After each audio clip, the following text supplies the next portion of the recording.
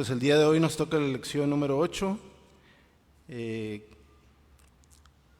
una lección que toca pues un aspecto sin duda pues necesario en las vidas, ¿no? La cuestión del dinero, pero bueno, cómo se maneja ese dinero, cómo visualizamos hacia el dinero, es el punto que toca esta lectura, y vamos a pues a ir dando lectura en el orden en que nos lo establece nuestra lección.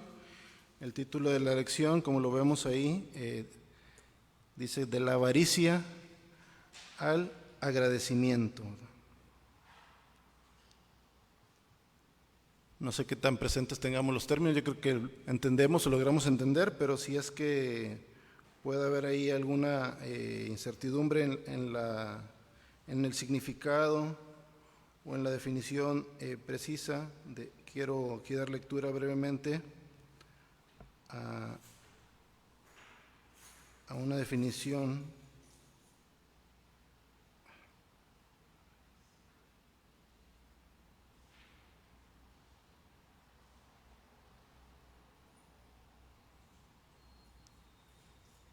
dice una definición que la avaricia es el afán o deseo desmedido de poseer riquezas y bienes materiales con el único fin de atesorarlos. Eso es lo que pudiéramos entender o definir como la avaricia. Y el agradecimiento, pues yo creo que es más comprensible para todos, pero de alguna manera pudiéramos decir que el agradecimiento es el acto y resultado de reconocer, valorar y apreciar un beneficio, un favor o un gesto recibido. En este caso, pues bueno, sabemos y entendemos que de parte de nuestro Dios, ¿verdad? Para cada uno de nosotros, ya lo iremos analizando y viendo en el desglose de nuestra escuela, pero para más o menos tener un poquito más definidas estas palabras, estos extremos, ¿no? de las condiciones en las que podemos estar quizá envueltos al hablar o al tocar este aspecto del dinero, de la cuestión económica. La escuela se basa en la lectura de Eclesiastés 5, del 8 al 20, que en este momento no lo vamos a leer, vamos a ir leyéndolo a través de la escuela, tanto en la narración, que se nos hace un resumen, una introducción, como en el análisis, que iremos desglosando la lectura. Dice el énfasis de la lección como la riqueza como ilusión y el disfrute como un don. La riqueza como una ilusión. Dice también la definición que la ilusión es como un engaño, es como una percepción o una idea irreal, una distorsión, ¿verdad?, de lo real. Y la cita de referencia que ponen nuestros hermanos aquí dice que el que ama el dinero no se saciará de dinero, y el que ama el mucho tener no sacará fruto. También esto es vanidad, basada en uno de los versículos que bueno, estaremos analizando en esta mañana. El objetivo de nuestra lección es discernir las ilusiones que crea el dinero en el corazón humano y elegir confiar en la provisión de Dios para vivir en contentamiento. Discernir las ilusiones que crea el dinero, esa aparente o esa probable falsedad, ¿no?, en el corazón humano, y elegir confiar en la provisión de Dios para vivir en contentamiento, que el contentamiento se pudiera también definir como un estado de satisfacción, paz y gozo interior, que a diferencia de la felicidad, que es superficial, no depende de las circunstancias externas ni de las posesiones materiales. Es una virtud, el contentamiento es una virtud que implica saber valorar el presente y encontrar plenitud tanto en la abundancia como en la escasez, ¿verdad? Esa es una definición del contentamiento. Entonces, bueno, ese es el objetivo, que a través de lo que vayamos analizando en esta mañana en la escuela, pues podamos concluir o comprender así esta provisión de Dios para cada uno de nosotros. Muy bien, en la narración vienen algunos párrafos, voy a pedir ahorita que me ayuden a leer, vamos a ir haciéndolo de la siguiente manera. Yo quiero ir dando lectura a la misma lectura base de Eclesiastés, pero vamos a ir leyendo por partes y quiero dar lectura en una versión diferente, porque a veces a lo mejor algunos términos en la lectura de la Reina Valera quizá no entendemos tanto algunas palabras, a ver si es un poco más comprensible, como quiera en la misma narración, pues se nos viene tocando, ¿no? El resumen de qué habla esta lectura. Entonces yo voy a ir dando la lectura de cada fragmento del texto bíblico y le voy a pedir a algunos de ustedes que vayan dando lectura a la narración. Nuestra hermana Doraelia, le voy a pedir que vaya preparándose, y cuando yo le indique, ahorita todavía no, si me pueden ahorita ayudar nada más a hacerle llegar el micrófono, por favor. Va a leer usted el segundo párrafo donde dice el texto inicia, ahí en esa parte.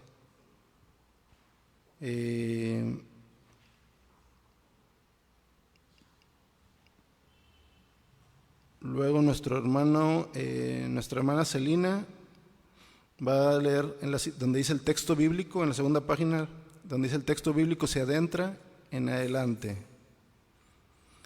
Después, donde dice los versículos 13 al 17, le voy a pedir a mi hermana Sofía que lo lea. Y la última parte, sin embargo, hasta el final, que nos dé lectura nuestra hermana Rebeca.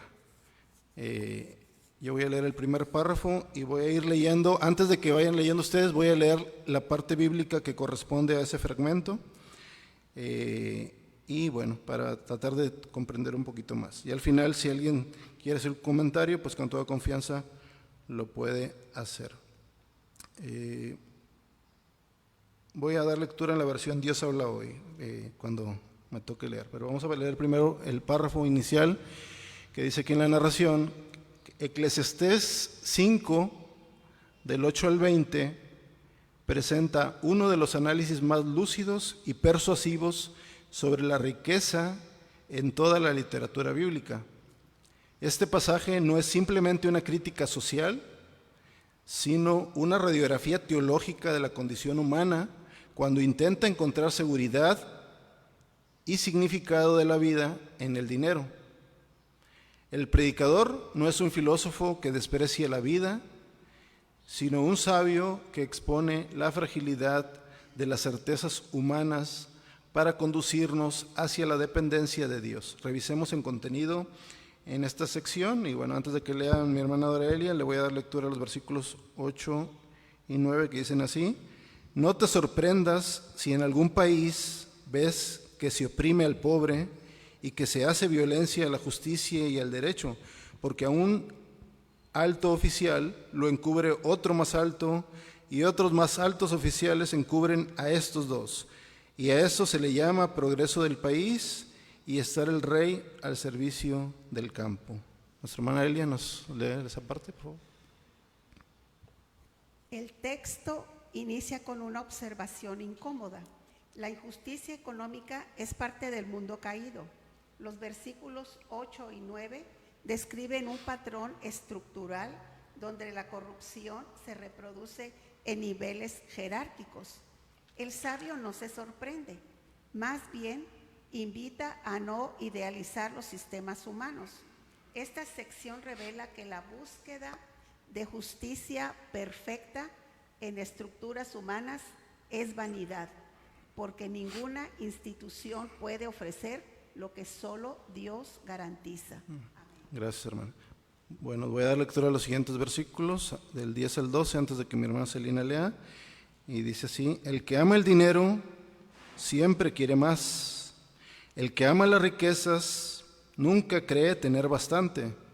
Esto es también vana ilusión, porque mientras más se tiene, más se gasta. ¿Y qué se gana con tener aparte de contemplar lo que se tiene? El que trabaja, coma poco o mucho, siempre duerme a gusto. Al rico, en cambio, sus riquezas no lo dejan dormir. ¿Hermana Celina? ¿Hasta dónde voy a...? El texto bíblico hasta... Yo ahorita le indico hasta dónde. El texto ridiculiza la lógica de la acumulación, mostrando que el aumento de riqueza... Es un poco, es en la otra, a ver, en la segunda página, ¿sí? Está aquí. El texto bíblico se adentra. Sí, perdón. El texto bíblico se adentra en lo que hoy se conoce como la fisiología del deseo. El versículo 10 afirma que quien ama del corazón humano la riqueza promete satisfacción. A ver. Pero su problema no es la posición en sí, sino la expectativa de que el dinero puede llenar el vacío existencial. El sabio expone la futilidad de la acumulación como estrategia para asegurar la vida. La ironía continúa en el versículo 11. Más bienes atraen más consumidores. El texto ridiculiza la lógica de la acumulación, mostrando que el aumento de riquezas no incrementa el disfrute, sino de las responsabilidades y los costos. El constante entre el sueño del trabajador y el insomnio del rico. Versículo 12. Es una imagen poderosa de cómo la riqueza puede convertirse en una carga emocional. El rico no duerme porque teme perder lo que tiene. Su abundancia se transforma en ansiedad. Hasta ahí, hermana. Gracias. Bueno, doy lectura a los versículos 13 al 17. Dice así: una cosa realmente lamentable he visto en este mundo, que el amontonar riquezas va en perjuicio de su dueño, pues un mal negocio puede acabar con toda esa riqueza, y si él tiene un hijo, ya no tendrá después nada que dejarle. Y tal como vino a este mundo, así se irá, tan desnudo como cuando nació, y sin llevarse nada del fruto de su trabajo. Esto es realmente lamentable, que tal como vino el mundo, así también se irá. ¿Y qué sacó de tanto trabajar para nada? Para colmo, toda su vida se la pasó en tinieblas y con muchas molestias, dolores y resentimientos. Los versículos 13 al 17 profundizan en la tragedia. La riqueza puede perderse fácilmente, dejando al dueño vacío y amargado. El predicador no está promoviendo una ética de pobreza voluntaria, sino revelando la inseguridad inherente a cualquier intento humano de controlar el futuro mediante bienes materiales. La alusión a la muerte en el versículo 15 desmantela cualquier ilusión de permanencia. Nadie se lleva nada. La acumulación es un proyecto que termina siempre en cero. Gracias. Y de lectura a la última parte dice: he encontrado que lo mejor y más agradable es comer y beber y disfrutar del fruto de tanto trabajar en este mundo durante la corta vida que Dios nos da, pues eso es lo que nos ha tocado. Por otra parte, a todo aquel a quien Dios da abundantes riquezas, le da también la facultad de comer de ellas y de tomar lo que le corresponde, pues el disfrutar de tanto trabajo viene de parte de Dios. Y como Dios le llena de alegría el corazón, no se preocupa mucho por el curso de su vida. Sin embargo, el pasaje no concluye en desesperación. Los versículos 18 al 20 introducen un rayo de luz. El disfrute de la vida cotidiana, comer, beber, trabajar, es un don divino, no un logro humano. Debemos comprender que el sabio no invita a centrarse en el placer, sino a desarrollar una espiritualidad de gratitud. Esta sección es clave. El disfrute auténtico no proviene de la riqueza, sino de la capacidad que Dios concede para recibir la vida como el regalo. La verdadera libertad no está en poseer más, sino en reconocer que todo proviene de la mano de Dios. Es una invitación a desactivar la ilusión del control económico y a abrazar una vida marcada por la confianza y el agradecimiento. A la vuelta. La riqueza, por más atractiva que sea, no puede ofrecer seguridad, descanso ni sentido. Solo Dios puede hacerlo. El sabio nos recuerda que la vida bajo el sol es incierta, pero que el gozo es posible cuando dejamos de perseguir la vanidad de la autosuficiencia y aprendemos a recibir cada día como un regalo. Gracias.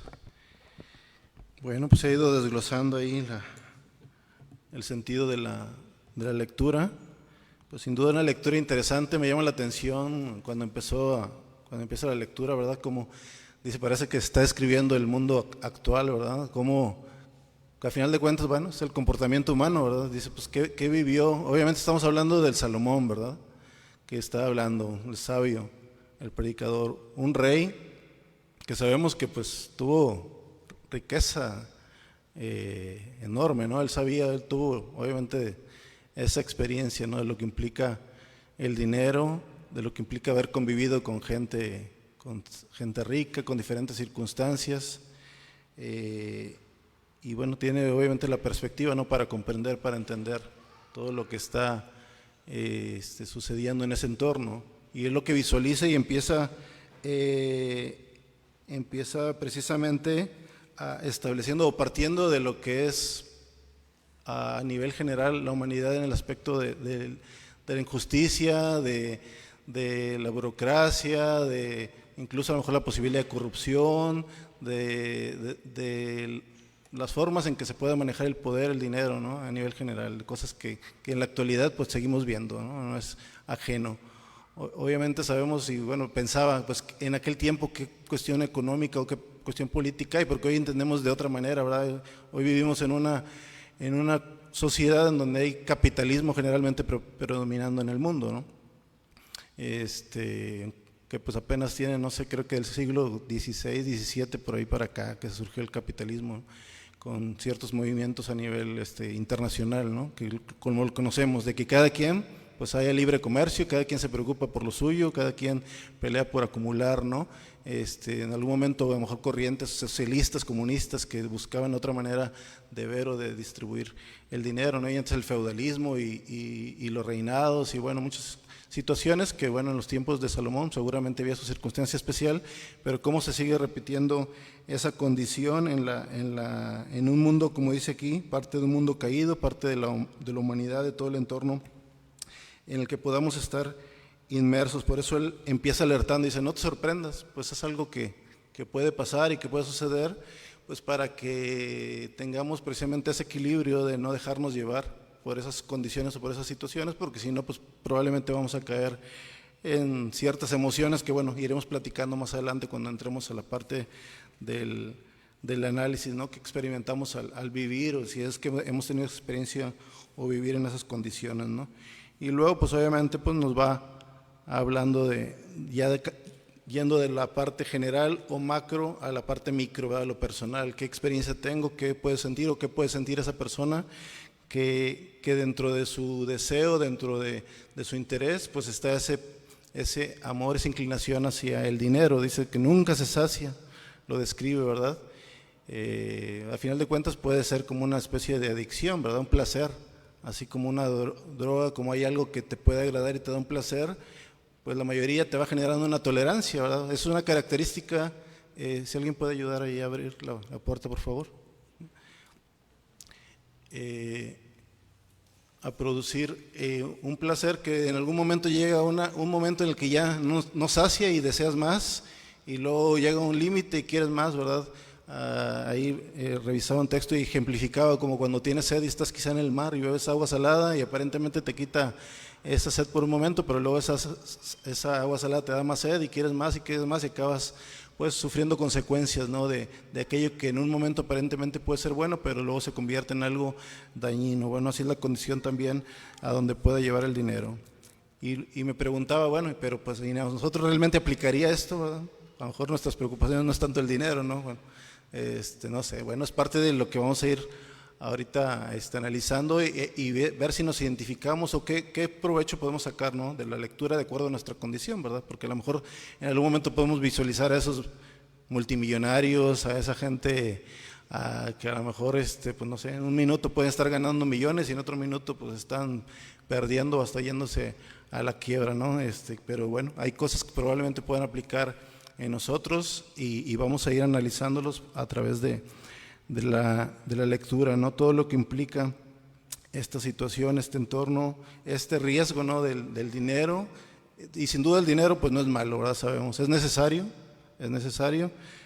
para muchas situaciones. Lo importante es cómo vamos tomándolo, cómo vamos considerándolo, qué prioridad le damos, ¿no? a ello, y es parte de lo que analizaremos la gran bendición que nos da el Señor de poder disfrutar, ¿no?, de lo que tenemos, de lo que trabajamos, de lo que recibimos. Bueno, pues es lo más importante, que yo creo que a través de esta lectura vamos a ir recordando, porque pues yo creo que lo conocemos, a veces a lo mejor quizá podemos olvidar ciertas cosas elementales, ¿no?, que es a lo que nos va a invitar precisamente esta escuela, a el contentamiento que hablábamos hace un momento, el agradecimiento hacia el Señor por todo lo que nos da. Bueno, pues ya hemos leído, ya hemos revisado, yo creo que es algo, en cierta manera es claro, digerible, lo que se comenta aquí en la narración, el mensaje que nos da el escritor de la escuela sabática, pero no sé si a alguien de ustedes les haya llamado la atención alguna parte, quieran ahondar en algún punto, quieran compartir alguna opinión personal. En cierta manera, ahorita en el análisis que vamos a tener 3 puntos, pues ahí también se va a ir desglosando y analizando la misma lectura, ¿no? Y vamos a tener oportunidad también de platicar o comentar, pero si alguien quiere hacerlo en este momento, pues hay oportunidad.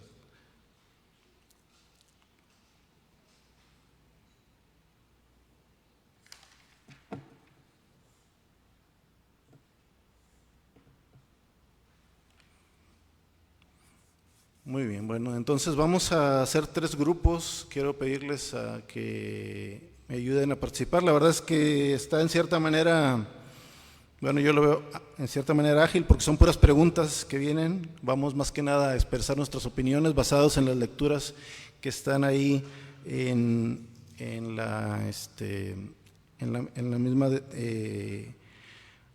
punto de cada uno de estos 3 del análisis. Entonces, me gustaría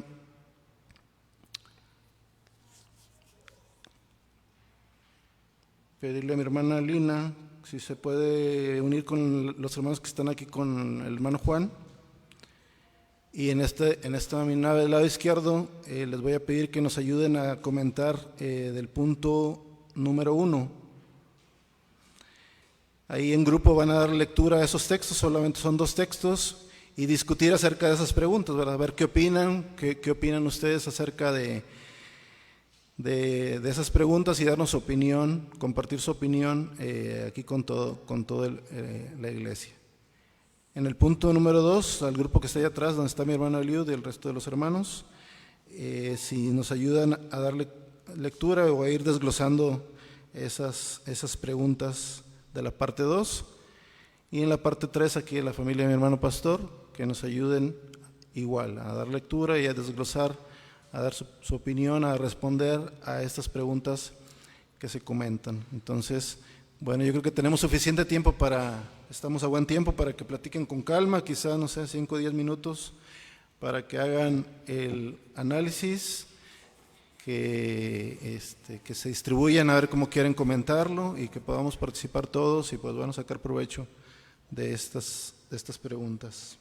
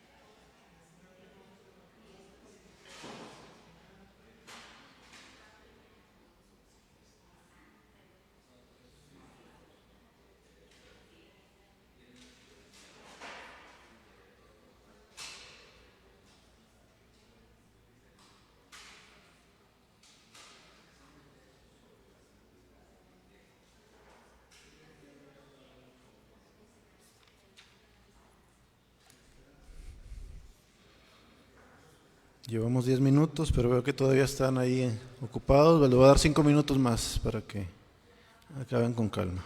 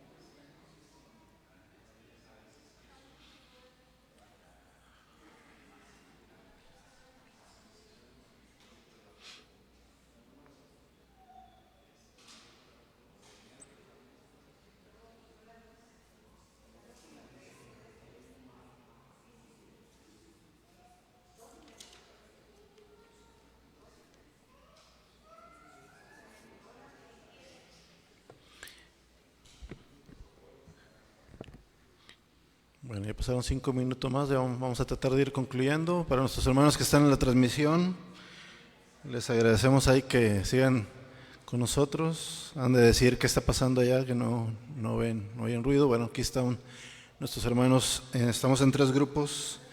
analizando, discutiendo grupalmente, que yo creo que es una manera que nos ayuda ahí a interactuar mejor, a que todos podamos en cierta manera participar en esa cercanía, sobre el análisis de los 3 puntos de nuestra escuela. Ahorita vamos nuestros hermanos a participar, a exponer. Yo creo que ya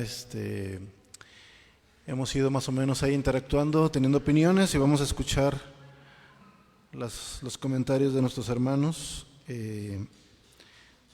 a través de estas preguntas que ustedes tendrán ahí en su cuaderno. Aquí también yo creo que los vamos a ir viendo en la transmisión. Entonces, bueno, pues vamos a dar oportunidad a nuestros hermanos del grupo de nuestro hermano Juan, si nos ayudan ahí a compartir qué opinión, qué comentarios tienen de estos 2 versículos. Vamos a escucharlos atentamente.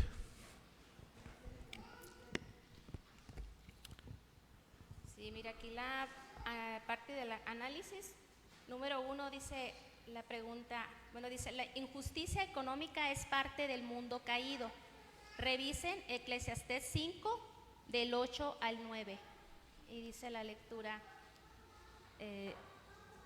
si opresión de pobres y perversión de derecho y de injusticia vieres en la provincia, no te maravilles de ello, porque sobre el alto vigila otro más alto, y uno más alto está sobre ellos. Además, el provecho de la tierra es para todos. El rey mismo está sujeto a los campos. Dice, ¿qué observa el maestro sobre la injusticia y la corrupción en estos versículos? Aquí el maestro, podemos pensar, pues es el escritor, ¿no?, de aquí Eclesiastés, que es el rey Salomón. Entonces, ¿qué observa el rey Salomón sobre la injusticia y la corrupción? Que pues hay uno más alto que está observando todo eso y está controlando, y va a haber un momento en que se va a acabar por ese más alto que está sobre ellos. Por eso aquí dice que el alto vigila sobre el más alto. Y aquí en las cosas terrenales también puede haber uno que está haciendo injusticia, pero hay uno más alto, también con poder, que está sobre él.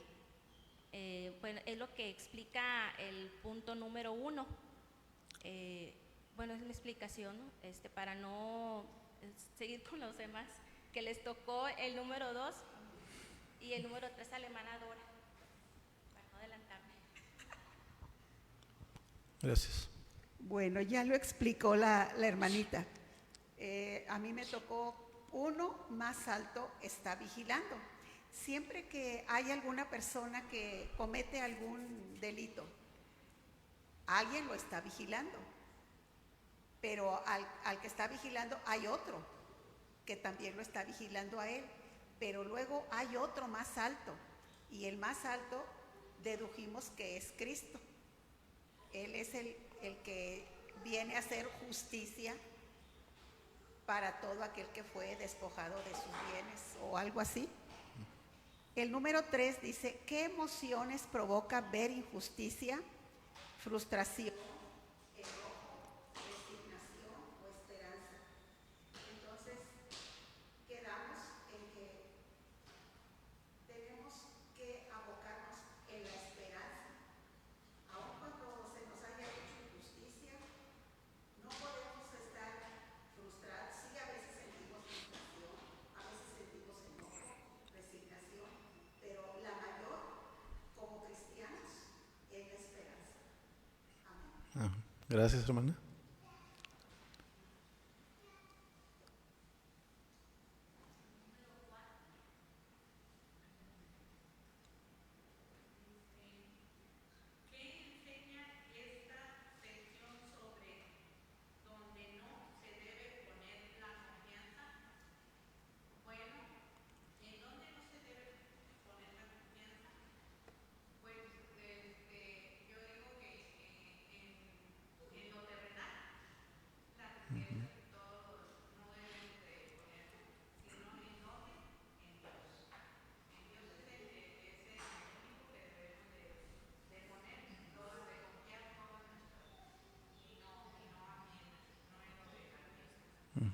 Muy bien, muchas gracias.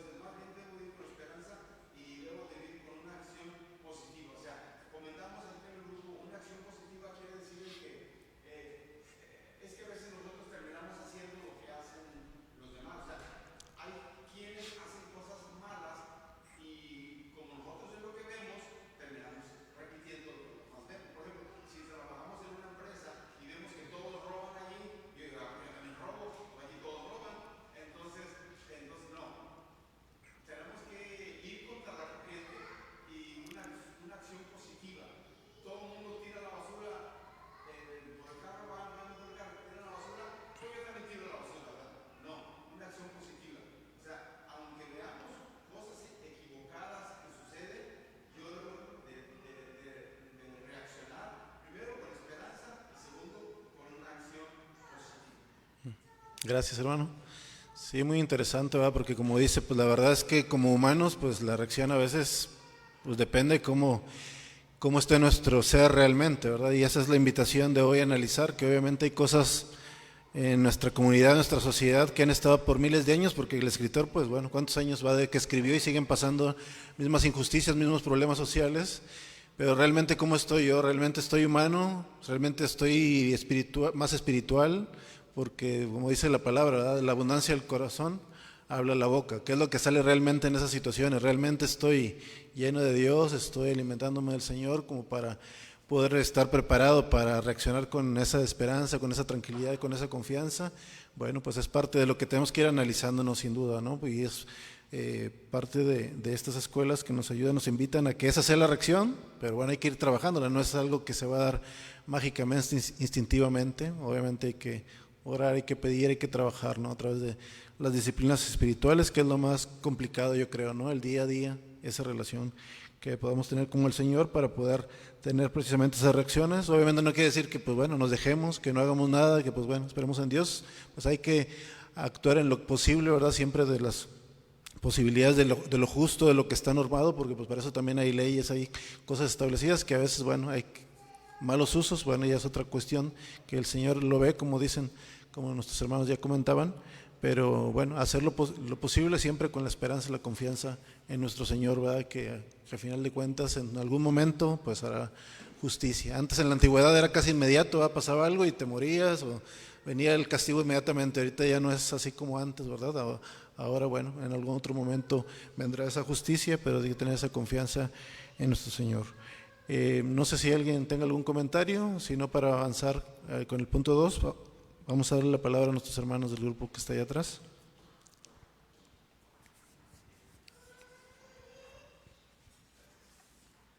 Dice el punto número 2, dice: la riqueza promete mucho, pero no puede dar descanso ni seguridad real. Y voy a leer los versículos 10 y 17 del capítulo 5 de Eclesiastés. Dice: el que ama el dinero no se saciará de dinero, y el que ama el mucho tener no sacará fruto. También esto es vanidad. Cuando aumentan los bienes, también aumentan los que los consumen. Qué bien pues tendrá de dueño sino verlos con sus ojos. Dulce es el sueño del trabajador, coma mucho, coma poco, pero al rico no le deja dormir la abundancia. Hay un mal doloroso que he visto debajo del sol, las riquezas guardadas por sus dueños para su mal, las cuales se pierden en malas ocupaciones, y a los hijos que engendraron nada les queda en la mano. Como salió del vientre de su madre desnudo, así vuelve yéndose tal como vino, y nada viene de su trabajo para llevar en su mano. Este también es un gran mal, que como vino, así haya de volver, y de que le aprovechó trabajar en vano. Además esto, todos los días de su vida comerá en tinieblas, con mucho afán y dolor y miseria. Y amén. Y la pregunta 1 dice: ¿qué revela el texto sobre el corazón humano que ama el dinero? Bueno, dice que se entrega para hacerse esclavo del dinero y entra en un ciclo donde obtiene algo y para decir otra cosa, así sin parar. La segunda pregunta dice: ¿qué diferencia hay entre tener dinero y amar el dinero? En el grupo estamos comentando cómo pues en ningún momento se dice que el tener dinero o el que te vaya bien es algo malo. Es decir, si te esfuerzas en tu trabajo y obtienes un buen sueldo, no es que necesariamente te vaya a convertir en una mala persona. Pero por eso nos menciona aquí la diferencia, que tener dinero es pues tener un sueldo y al final de cuentas usarlo para tus necesidades básicas como el alimento, la ropa. El tener dinero es pues el hacer el uso por el cual fue creado. Pero ya el amar el dinero lleva a un nivel más alto, el cual podría ser tenerlo como tu prioridad, el no querer soltarlo y el obsesionarte por acumularlo y hacer más y más. Entonces, la diferencia es que tener dinero es usarlo para lo que es, y el amarlo es ya tenerlo como una prioridad que te puede cegar o te puede ser como un obstáculo para pues vivir tu vida y el acercarte a Dios. Muy bien. Entonces, el que ama el dinero nunca está satisfecho. Y ahora la pregunta es, ¿por qué el que tiene más duerme menos? Cuando uno tiene más, al menos los textos lo que decían es que entonces tienes que estarlo cuidando, tienes que estar pensando, piensas en eso, piensas en que el riesgo de perderlo es alto y no quieres perderlo porque lo amas. Entonces, eso te genera una intranquilidad. El hecho de que tienes más, duermes menos porque estás pensando en que quieres tener más, no estás satisfecho, quieres y no quieres perderlo. Así es que creo que en palabras simples sería algo así. A lo mejor aquí pensábamos, es que no tenemos la experiencia, ¿verdad?, de tener tanto dinero como para que nos quite el sueño.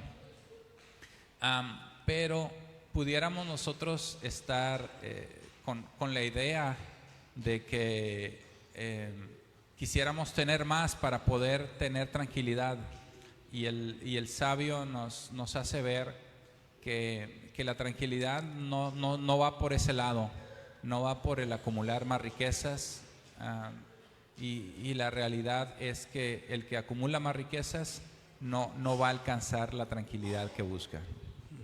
Gracias. Dice la pregunta número 4, dice, ¿qué mal doloroso describe el maestro en estos versículos? Bueno, como ya estamos viendo que todo esto de la acumulación de riquezas y tratar de acaparar todo lo que podamos,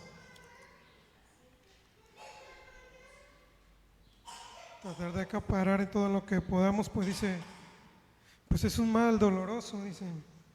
Las riquezas guardadas por sus dueños para su mal, las cuales se pierden en malas ocupaciones, y a los hijos que engendraron nada les queda en la mano. Y aquí en la lección pues también nos explicaba que dice, la riqueza puede perderse fácilmente. A veces pues no estamos conscientes de eso, pero pues sí es una realidad. Podemos tener pensando que estamos seguros, mas sin embargo alguna tragedia, algún accidente que nos pueda ocurrir, y en el cual ahí se puede ir todo, lo perdemos todo, y ya de lo que teníamos prácticamente no puede quedar nada, dejando al dueño vacío y amargado. Entonces aquí nos dice también que el predicador no está promoviendo una ética de pobreza voluntaria, sino revelando la inseguridad inherente a cualquier intento humano de controlar el futuro mediante bienes materiales. Creo que aquí nos explica muy bien la lección. Y pasamos a la siguiente pregunta. La quinta pregunta dice, ¿qué nos enseña el texto sobre la seguridad que creemos obtener con la riqueza? Y aquí en el versículo dice, las riquezas guardadas por sus dueños para su mal, las cuales se pierden en malas ocupaciones, y a los hijos que engendraron no les queda en la mano. Siento que a veces como humanos en ocasiones queremos buscar pruebas de todo, y el dinero, al ser algo material o algo físico, creemos que porque podemos verlo, entonces ya la hicimos y ya no nos puede pasar nada malo. Pero aquí nos menciona que, el texto nos hace ver que nosotros, a final de cuentas, no podemos controlar nada. No sabemos si algún día puede que nos llegue una enfermedad, o algún día en una mala apuesta vamos a terminar perdiendo pues esa riqueza o ese dinero. Entonces, aunque nos puede dar seguridad, al final de cuentas puede ser una seguridad momentánea, porque por el hecho de que podamos ver esa riqueza no significa que va a ser para siempre, o que nos podamos ir con ella. Gracias. Y bueno, la última pregunta nos dice, ¿qué significa que al final no se lleva nada de su trabajo? Y el texto nos recuerda que así como nacimos y salimos del vientre de nuestra madre, así vamos a terminar. Es decir, Aunque en algunos momentos de la historia las personas han pensado que se pueden llevar sus tesoros y sus posesiones más valiosas al morir, y lo vemos con las tumbas del faraón y las tumbas de personajes así muy, muy célebres, donde se enterraban con todas sus riquezas e incluso con sus sirvientes. La realidad de la vida nos enseña es que al momento que uno muere ya nada sabe, ya no se da cuenta, y no es que te lleves todo tu dinero que acumulaste para poder comprar un lugar en la eternidad. No funciona así. La verdad es que una vez que uno muere, lo que hayas tenido o lo que no hayas tenido ya queda en el pasado, queda en la historia. Así es que no se lleva nada de su trabajo, es que no impacta, las riquezas que tengas no impactan lo que ocurra después de morir. Después de morir, lo único que impacta es si nosotros creímos en Jesús o no. Las riquezas no te dan más. Sí, muchas gracias a todos por su participación. Sí, la verdad es que, pues bueno, sin duda y a grandes escalas, obviamente el dinero pues es una tentación, ¿verdad? Es algo que siempre nos va a poner en riesgo de tener inclinaciones, pues a veces hacia malas decisiones, ¿verdad? Alejarte a lo mejor de Dios, ¿verdad? Por eso, bueno, sabemos que dice la palabra en Mateo 6:19, no hagas tesoros en la tierra, ¿verdad? Donde todo se corrompe, sino hazlos en el cielo, porque donde esté vuestro tesoro, ahí va a estar el corazón, ¿no? Y bueno, en Timoteo 6:10 que dice que el dinero es la raíz de todos los males. Si no sabemos darle un buen uso, si el dinero nos controla en lugar de nosotros controlar y saber darle un buen uso al dinero, pues obviamente va a haber problemas, va a haber dificultades. No que pues no tengamos que ser precavidos dentro de las posibilidades, dentro de lo correcto, más que nada es de que no sea la prioridad o que no nos distraiga de las cosas más importantes que sabemos, ¿no? Que al final de cuentas, pues bueno, nada va a quedar con nosotros. Y bueno, es lo importante que vamos analizando en estos puntos. Y avanzamos al último punto, número 3, aquí con el equipo de la parte anterior. Vamos a escucharlos. Bueno, el punto número 3 se titula El verdadero disfrute es un don de Dios, no un logro humano. Y le voy a dar lectura a la cita en la versión de traducción lenguaje actual. Dice, desde mi punto de vista es muy poco lo que vivimos, así que comamos y bebamos y disfrutemos de lo que tanto trabajo nos ha costado ganar, pues así Dios lo ha querido. Si Él nos da mucho, también nos permite disfrutar de lo que nos da. Disfrutemos entonces de lo que tanto trabajo nos ha costado, porque es un regalo de Dios. Ya que Dios nos hace estar felices, dejemos de preocuparnos tanto por la vida. Amén. Amén. La pregunta número 1 dice, ¿qué invita a disfrutar el sabio en estos versículos? Lo que invita a disfrutar el sabio en estos versículos que ya leímos es el fruto de nuestro trabajo, lo que ganamos con nuestro propio esfuerzo. Gracias. La segunda pregunta dice, ¿por qué el disfrute no depende de cuánto se tiene, sino de la capacidad que Dios da? Pues como ya mencionaron en estos versículos, el disfrute en realidad es un don de Dios. Entonces, si tu visión está en cuánto dinero o cuántas cosas tienes, nunca vas a poder disfrutar en verdad porque vas a estar preocupado todo el tiempo. Entonces, pues sabemos que el verdadero disfrute, el verdadero gozo está cuando tienes una actitud humilde pensando que Dios te da todo eso. Gracias. Bueno, la siguiente pregunta nos dice, ¿cómo cambia nuestra vida cuando vemos lo cotidiano como un regalo y no como una conquista? Pues primeramente dejamos de tener la ansiedad, dejamos de estar preocupados, entonces podemos descansar porque tenemos contentamiento sabiendo que este regalo, esta vida y todo lo que nosotros tenemos, pues es un regalo del cual debemos de disfrutar por el gozo que Dios nos da. Amén.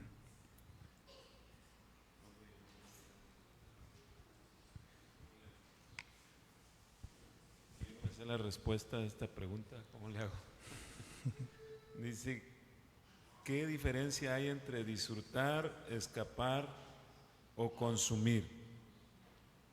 Pues disfrutar, yo entiendo que es gozarte con lo que tienes en este momento, en este presente. Ahorita podemos disfrutar lo que estamos haciendo, ¿no? Disfrutamos estar estudiando la palabra del Señor, estamos sin preocupación o pensando en otra cosa de ayer o en algo que viene en el futuro. Esa es una diferencia que tenemos, o es algo que debemos de trabajar, ¿no? Disfruta el presente. Entonces, si Dios te da bendición económica, disfruta lo que Dios te ha dado. El mal está en que tú estás pensando en atesorar y en querer que eso no se te diluya y no lo disfrutas porque lo quieres seguir obteniendo, ¿no? Es lo que pasa con el dinero. Ahora, o con lo que Dios nos da, si no es dinero, cualquier otra cosa. Escapar es tratar de evadir la realidad. Escapar es, no sé, sustituir eso que te inquieta por otra cosa. ¿Sí? Te vas y te pones a ver la televisión y evades la realidad, ¿verdad? ¿Cuál es la realidad? Pues puede ser que tengas riqueza o tengas dinero o tengas una bendición y de pronto te dé temor perderla y de pronto te metes en otras cosas para olvidarte de ese temor y ahí ya te fuiste a hacer, pues estás haciendo un escape, ¿no? Y así es como se pasa la vida, ¿no? O sea, también hay quienes se van al consumismo también para evadir, no sé, alguna emoción, se busca adquirir algo. Entonces es lo que entiendo de estas tres posturas: disfrutar, escapar y consumir.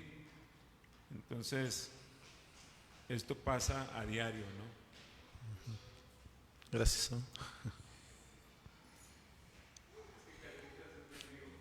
La número 5 dice: ¿qué prácticas pueden ayudarnos a recibir la vida como don y no como conquista? Pues coincidíamos en que una de las prácticas, y también que se menciona precisamente al final de la narración, es la gratitud. Si nosotros aprendemos a agradecer, entonces vamos a poder disfrutar de la vida. Vamos a poder recibir la vida como ese regalo y no como algo que nosotros estamos logrando o algo que es un trofeo más de nuestro esfuerzo, ¿verdad? Y bien, también nosotros vemos que el reconocimiento, el reconocer que todo viene de Dios, el reconocer que todo depende de Dios, Dios tiene el control, y que finalmente lo que tenemos pues es gracias a Él. Dice la parte final: comer, beber y trabajar con alegría no dependen de cuánto se tiene, sino de la capacidad que Dios da para disfrutar. El sabio invita a una espiritualidad de gratitud, sencillez y presente, no del más allá. El disfrute es una forma de reconocer que la vida es regalo, no producto del rendimiento. Gracias, hermano. Sí, sin duda, ¿verdad? Porque a veces el no sentir que lo que tenemos es por nosotros mismos, sentirme yo como que el capaz, porque no dependo de nadie, ¿no? Sino al contrario, que bueno, es la parte o el título como tal de nuestra lección, de la avaricia al agradecimiento, ¿verdad? El agradecer, como dice nuestro hermano al final, pues es como que reconocer, ¿verdad?, que no es de nosotros, sino que pues proviene de alguien más que lo estamos recibiendo.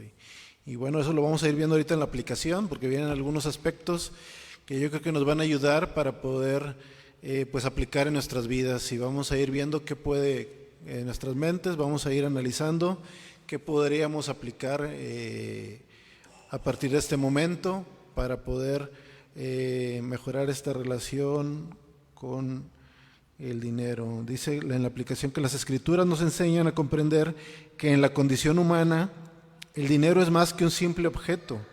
Es un poder espiritual que busca moldear nuestra vida, nuestra imaginación y nuestras decisiones. ¿Cómo resistir el poder del dinero?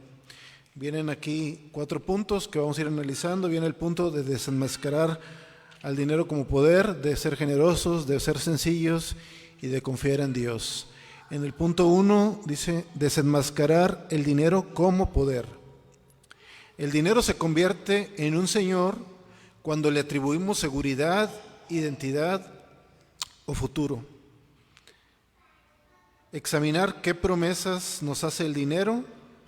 Por ejemplo, si tuvieras más, estarías más seguro, vales por lo que produces, tu futuro depende de tus ingresos, ¿verdad? Son cosas que, bueno, generalmente en la sociedad, en nuestro entorno, pues podemos escuchar diferentes mensajes, diferentes pensamientos, y bueno, tenemos que tener cuidado pues en esos aspectos, no porque a lo mejor sea malo, sino simplemente no dejarnos llevar a lo mejor por ciertas corrientes. Obviamente hay que ser previsores, no es nada malo también el prever, ¿no? De hecho, mismo Proverbios 10:5 habla de ser previsores. Dice en el inciso B, nombrar esas promesas como ilusiones espirituales, no como verdades. Reflexionar en silencio y oración para identificar dónde el dinero está moldeando nuestra vida más que Dios. Y por último, resistir la lógica de la acumulación como una forma de salvación. La acumulación no es neutral, es una liturgia moderna y mundana que reemplaza la confianza en Dios. Y por último, evaluar decisiones económicas no solo por eficiencia, sino por fidelidad. Y nos preguntamos, ¿esto me hace más libre o dependiente del dinero? ¿Esto me acerca a Dios o me llena de ansiedad? Bueno, yo creo que son buenas preguntas aquí que nos plantea el escritor, ¿verdad? Cuando vamos a tomar una decisión, analizar ese punto, porque a veces podemos decir, bueno, será malo? Bueno, ahí quizá haciéndonos esas preguntas, pues nos puede ayudar a reflexionar y a definir si realmente pues el dinero está teniendo un poder quizás sobre nosotros, si a lo mejor nos estamos inclinando por unas decisiones no tan adecuadas. Yo creo que me parece muy importante esa última pregunta. ¿Me acerca a Dios esto que voy a hacer, esto que voy a plantear, esto que me voy a proponer? O a lo mejor me va a producir ansiedad, me va a alejar de Dios. A veces podemos dejar de llevarnos en muchos ámbitos y ahí podemos caer de repente, bueno, a lo mejor voy a ganar más dinero, voy a trabajar más, pero bueno, a lo mejor voy a dejar de ir el sábado a la iglesia, voy a dejar de tener esa cercanía con Dios. Esta decisión que voy a tomar es positiva para mi vida espiritual o no, ¿verdad? Y a veces son situaciones en las que sí podemos estar inmersos, quizá no identificarnos tanto con la riqueza a grande escala, pero sí, si el dinero nos está, o le estamos dando esa prioridad, esa preferencia, ¿no?, al dinero. Entonces, bueno, es una importante pregunta para reflexionar. Dice el punto número 2, practicar la generosidad como acto de liberación.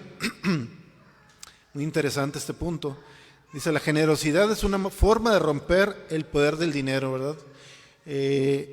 Dice en el inciso A, dar no de lo que sobra, sino de manera intencional, regular y alegre, ¿verdad? No sé si alguno de nosotros tengamos esa práctica, si alguno de nosotros lo hayamos hecho. Si es así, qué bonito, pero si no, yo creo que es una buena invitación para cada uno de nosotros. Actualmente, por ahí se habla de las empresas sobre todo, no sé si han visto que incluso a veces tienen que poner en algunos de sus logotipos, ¿no? Dice ESR, Empresa Socialmente Responsable, donde se les obliga a las empresas que de sus ingresos, bueno, se destine cierta cantidad pues a beneficios sociales, ¿verdad? Me imagino que pues viene un poco obligado a veces quizá pues, con intereses de deducción de impuestos y de mejor prefiero donar y hacer algún bien con tal de evitar pagarle impuestos al gobierno y bueno, otras estrategias, ¿verdad?, que ahí pueden estar disfrazadas, pero qué bonito cuando a lo mejor podamos tener ese pensamiento, esa actitud de generosidad y como dice aquí, no de lo que sobra, ¿verdad?, porque a lo mejor a veces podemos encontrarnos y bueno, pues aquí me quedo $1, 5 pesos, a lo mejor no nos duele, pero bueno, ¿qué nos dolería? Si analizáramos, ¿qué me dolería? ¿Dar 100 pesos, dar 1000 pesos? 5,000, 20,000, ¿cuál sería mi límite para decir, ya como que eso sí me duele? A lo mejor le daríamos a alguien, no sé, a alguien en la calle le daría 1,000 pesos. Esos vemos en redes sociales, ¿verdad? Que llegan y dan algunos, pues también por un beneficio personal, ¿no? De tener ahí alguna retribución con likes, con vistas, con muchas cosas que se hacen en medios sociales.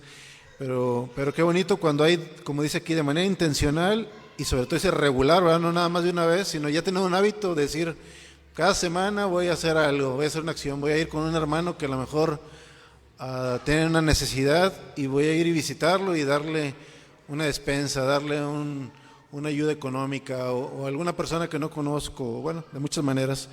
Dice ahí en Marcos 12:42, donde habla de la viuda que estaba ahí en el templo, ¿verdad? Y que dice que el Señor veía cómo pasaban muchos y daban de los que les sobraba, pero vio esa viuda que dio las pocas monedas que tenía, dice, dio todo lo que tenía para vivir, ¿verdad? Y le llamó la atención esa actitud, que aunque era poco, pero ella dio todo lo que tenía, proporcionalmente era todo para ella, mientras que otros daban lo que sobraba. Entonces, bueno, es una buena invitación para que demostremos, ¿no? Que realmente, a final de cuentas, ese dinero tiene un beneficio, un uso y que no es algo que nos controla, sino nosotros lo controlamos, lo compartimos.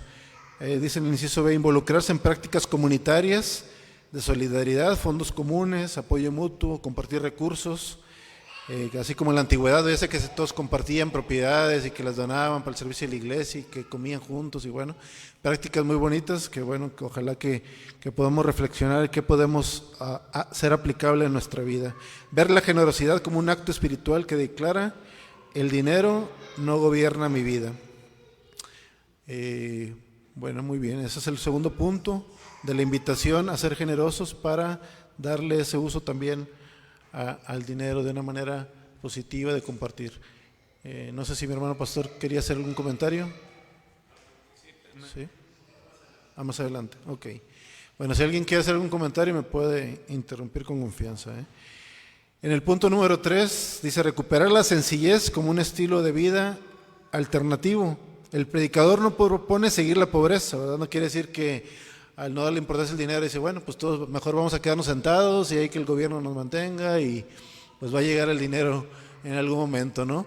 Sino que bueno, no tiene nada de malo, sino pues una vida de libertad, ¿verdad? Es reducir el consumo impulsivo y la dependencia del crédito, ¿verdad? Porque a veces, aunque a lo mejor no podamos tener dinero como tal propio, pues a lo mejor tenemos el dinero pues como una tarjeta o con otros recursos que a veces no son de nosotros y a lo mejor pues podemos hacer un uso no tan adecuado, ¿verdad? Y eso también luego nos genera conflictos y dificultades también en la cuestión del dinero. Dice, elegir estilos de vida que favorezca relaciones, descanso y comunidad por encima de un estatus o rendimiento. En cierta manera, pues también vivir de acuerdo a nuestra posibilidad, no querer a veces aspirar que si no tengo cierta capacidad, pues vivir gastando de más, teniendo de más, porque eso también nos va a generar una angustia sin duda, ¿no? Por esa dificultad con el dinero. Hacer espacio para el ocio y la contemplación, ¿verdad? No sé ahí cómo visualicemos eso del ocio, porque a veces esa palabra la escuchamos como que pues, no hacer nada, ¿verdad? Pero realmente el ocio quiere decir que es el tiempo libre que dedicamos a actividades elegidas voluntariamente, excluyendo el trabajo, el estudio y las obligaciones diarias, y su propósito fundamental es el descanso, la diversión, el desarrollo personal, siendo considerado como un derecho humano universal. Y la contemplación es la observación atenta, profunda y serena de la realidad. Implica silenciar la mente, dejar de lado los juicios, conectar con el momento presente para apreciar la belleza, el entorno, el mundo interior, ¿verdad? Qué bonito poder a veces dedicar ese tiempo, ¿verdad? Porque muchas veces andamos acelerados en la rutina diaria, en muchas cosas, y qué bonito a veces darnos un tiempo de tener una pausa, ¿verdad? De disfrutar lo que nos rodea, porque a veces a lo mejor ni vemos los astros, la luna, el sol, los paisajes, los cerros, tantas cosas que nos rodean, tanta belleza que a veces andamos tan inmersos ahí en las cosas y a veces a lo mejor nos alejamos de la realidad de las cosas que en cierta manera nos recuerdan, ¿no? La presencia de Dios en nuestra vida, ¿no? Todo lo que Dios crea, todo lo que Dios da para nosotros. Entonces es una buena invitación también a disfrutar, ¿no? A hacer ese espacio, esa pausa en nuestra vida periódicamente también sería bueno.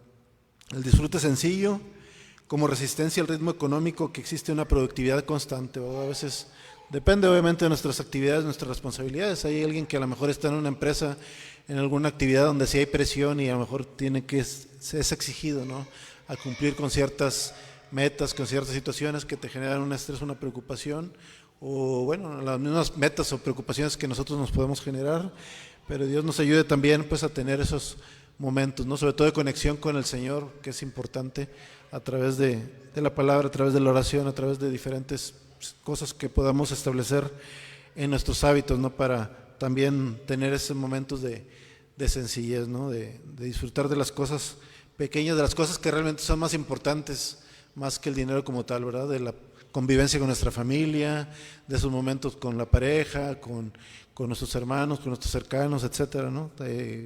Qué bonito también poder tener esos momentos. Y por último dice el punto 4, confiar en Dios como una fuente de seguridad y futuro. La verdadera libertad económica no viene de tener más, sino de depender menos del dinero como salvador, ¿verdad? Porque como se hablaba hace rato, a veces el tener más pues implica también cómo llevamos la vida, ¿verdad? Porque a veces podemos tener más y empezamos a gastar más y empezamos a querer pues tener un auto más costoso y una casa más costosa y tienes que pagar más impuestos y y a lo mejor ya te envuelves en otro medio social que te hace pues de repente ya querer tener otras cosas, otras cosas que te hagan percibirte como en un estatus diferente, ¿verdad? Y es una parte de esa situación, ¿no?, a la que te puede arrastrar todo eso con el dinero, ¿no? Entonces es muy importante buscar ese equilibrio, dejarte o tener cuidado de dejarte llevar por todo el entorno y todo lo que puede conllevar eso. A final de cuentas, como dice aquí, depender menos del dinero, tratar de tener una sencillez, agradecer obviamente al Señor lo que nos da, pero saber administrarlo pues sabiamente, ¿no? Dice aquí en el inciso A, practicar el contentamiento como disciplina espiritual.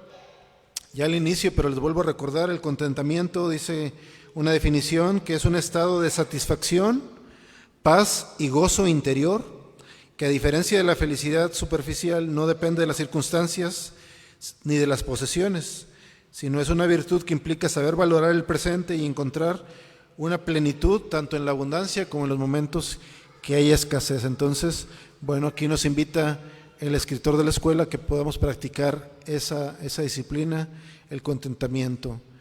Orar específicamente por temores económicos. Si hay alguna preocupación que tenemos, pues obviamente hay que buscar cómo solucionar, ¿verdad? Si me falta trabajo, si quiero mejorar mi trabajo, si quiero buscar alguna manera de crecer, bueno, es válido, sin duda, pero siempre hay que ponerlo, la invitación es a ponerlo en las manos de Dios, a orar por esas preocupaciones, porque es el Señor el que nos puede dar esa tranquilidad o esa confianza, ¿verdad?, de que en algún momento Él deberá dar respuesta a esas necesidades que podamos tener.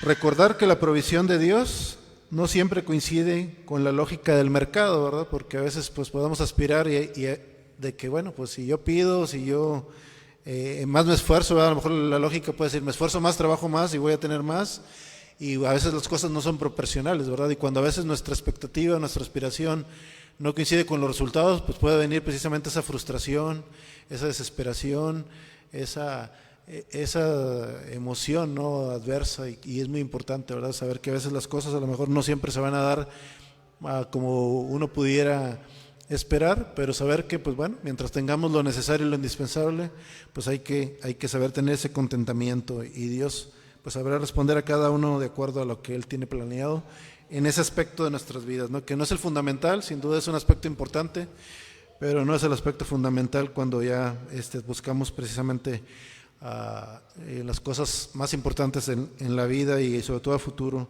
de lo que Dios nos promete. Y el último inciso dice cultivar prácticas de gratitud que nos reorienten hacia la suficiencia divina, ¿verdad? No sé qué tanto tenemos esa práctica. Yo he tratado así como que de implementarlo, ¿verdad? Como que todos los días como que traer a la mente y recordar, y ahí voy en el carro y a veces a lo mejor salimos a las prisas y a veces me llama la atención que voy viendo a lo mejor el sol que va saliendo, las cosas, el paisaje que voy viendo ahí en el camino, y digo, bueno, gracias Dios por un nuevo día, gracias Dios por por lo que me das, las bendiciones, lo que me permites crecer, avanzar. Y bueno, es importante no tener siempre esa gratitud con el Señor, porque pues a final de cuentas pues Él es el que nos los da y Él nos ayuda y nos permite seguir avanzando. Y a final de cuentas tenemos que tener esa ancla, porque pues la sociedad, el dinero, la economía, muchas cosas pueden a lo mejor desestabilizarnos, movernos por diferentes sitios, pero sin duda pues esa ancla es importante siempre tenerla, ¿no? De saber reconocer que las cosas vienen de Dios y tratar de estar con los pies en la tierra, como dicen generalmente, ¿verdad? No a veces creernos de más o no sentirnos más, sino ni por nosotros mismos, sino reconocer la provisión de nuestro Dios en nuestra vida diariamente, ¿verdad? Tener esa regularidad de la gratitud, del agradecimiento, como es el título de la lección, de la avaricia, de ese interés por acumular, por tener ciertas posesiones, a la gratitud, a reconocer lo que Dios nos ha dado hasta ahora. Muy bien, bueno, con este último inciso terminamos estos puntos de la aplicación: desenmascarar el poder al dinero como poder, practicar la generosidad como un acto de liberación, recuperar la sencillez como un estilo de vida alternativo y confiar en Dios como una fuente de seguridad y futuro. Hasta este punto, bueno, no sé si alguien tenga algún comentario, alguna opinión antes de ir concluyendo con nuestra escuela. Nuestro hermano pastor me había dicho que quería comentar algo. Yo creo que he aprendido, ¿sí va? Yeah.